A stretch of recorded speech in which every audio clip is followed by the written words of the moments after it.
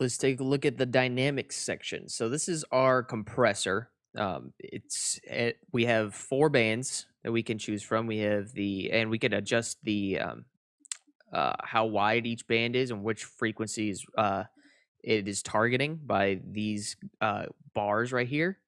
And we can remove them by pressing the X button or add them by pressing the plus button. Right down here, we have our parallel compression setting, so we can go all the way compressed signal right here, or just half and half, or we can just decide. We could decide basically uh, which setting is how much compressed signal do we want to be letting through. Um, right over here, we have just like our maximizer we were looking at over in the master assistant video. This is uh, our compressor threshold right here. This will be the targeting the either peak, envelope, or RMS levels of each band, and we can set those differently depending on which band we're targeting.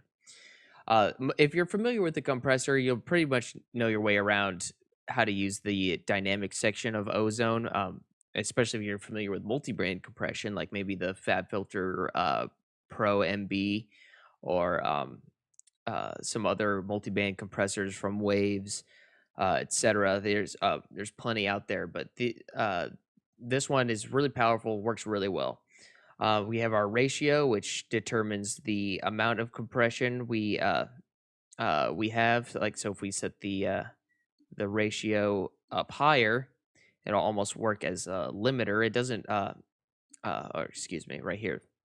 This is our compressor settings right here. We can bring that all the way up, so it's just acting just like a limiter, or we can bring that ratio down. So the ratio determines how for every decibel that jumps past the threshold, uh, for every 3 decibels, only one is allowed. So the more we bring this up, the less volume we're going to have, which would means that we need to add some makeup gain after that. So we'd come over here.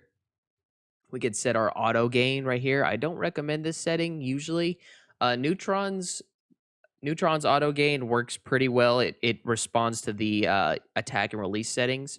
So does this one, but in terms of mastering, you probably want to be setting the gain yourself, especially because the levels are so important on each band, and you're doing this in more broad strokes rather than really surgical movements.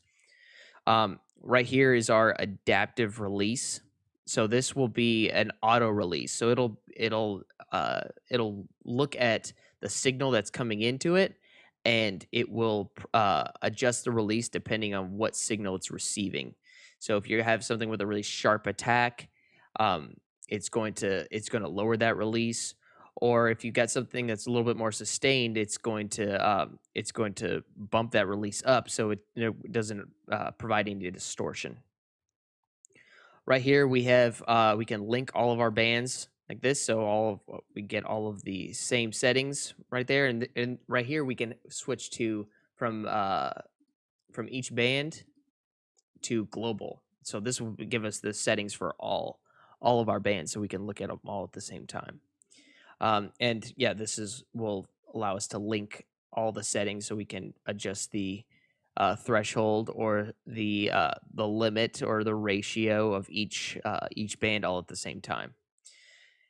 And finally, we have the mid side. So we're not going to get too much into mid side compression right now. I mean, that's a whole nother course in and of itself. But you can compress the mids and the sides differently depending on what's needed in your track. Remember, we had earlier we were looking at the metering of uh, our mid side information right here. So we could take a look and see, okay, maybe we need to maybe the our sides are a little bit too dynamic. Maybe you got some delays going on in there that are really prevalent, and you want to kind of tame those a little bit. Um, and maybe crush the dynamics of those, and you can do that right here with the side mode. But most people just stick to oh, excuse me, most people just stick to the stereo mode. So that's about it for the dynamics. Not much to it. It's more of a Uh, it's just your standard multi-band compressor. Oh, lastly, before we go out of here, our global gain. This will bump the gain up for the entire, like, all four bands combined, or however many bands you're using. And right here we have the learn function. So if we play this,